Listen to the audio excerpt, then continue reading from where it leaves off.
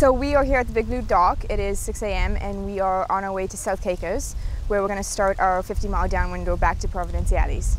This has never been done, crossing the Caicos Banks with a kite.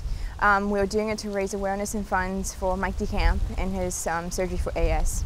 Mike has suffered from AS since he was 15, so he's had it all of his adult life, and it's something that's progressively got worse and worse, and it's now reached a stage where he needs immediate surgery or he's going to be in a wheelchair. The reason we're doing this is Mike is a kiteboarder and he loved kiteboarding, so this was like a perfect way to show our solidarity with him, being kiteboarders ourselves and caring about him. It's quite an adventure. To stay on the water for 5 hours kiting is going to be endurance, and it's going to be cold for sure.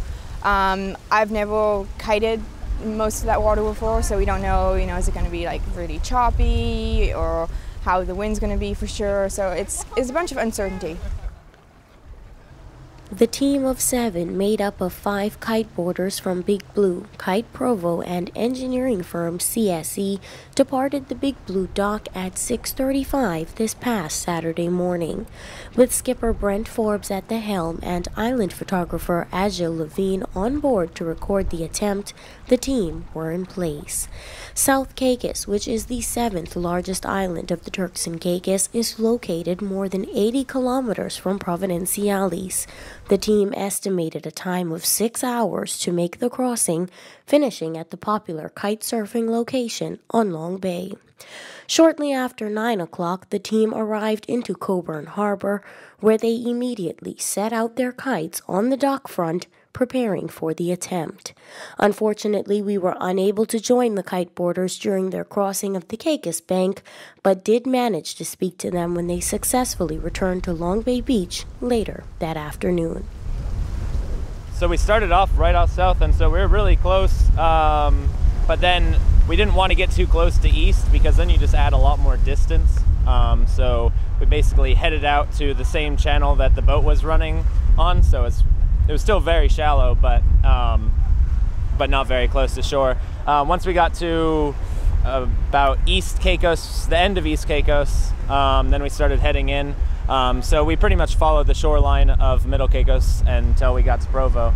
We passed just like a field of starfish and sharks and stingrays. Yeah. And it was amazing. It was tiring, and I'm tired, but it was an amazing experience. So we kited from South Caicos to Provo, 50-odd miles, and luckily for us the wind was really, really good the whole way, so it was in our favor, and we stuck together like a good team. It worked out to a T, perfect. Most of the way we were probably on a starboard tack most of the way, but we kept having to take port tacks out so that we could actually make it to Long Bay. All of us ended up in the foot of North Caicos, and we had to do a really, really long port tack to get down here right now. Long Bay Beach was packed this past Saturday afternoon, with kiters making the most out of the very favorable wind conditions. The community definitely coming out to show their support for the 5 riders who, after kiting for 5.5 hours, safely arrived back onto the beach.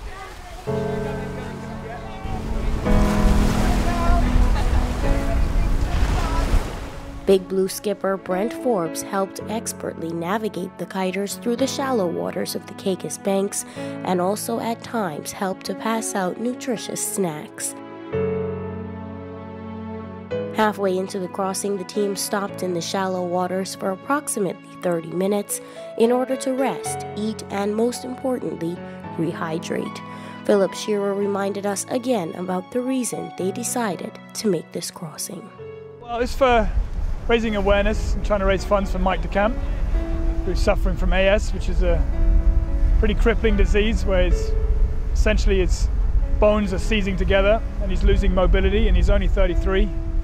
So most of us here have taken active lifestyle for granted, and hopefully we raise enough money so he gets an operation and has another shot at mobility, as it were. I just hope we've raised enough money so that we can make a difference to Mike, and with any luck we'll see him back on the water as well. So for personal contributions, you can go on gofundme.com/KOYWIC, or for larger contributions from businesses, they can be made out to the Rotary Club and dropped off at Big Blue.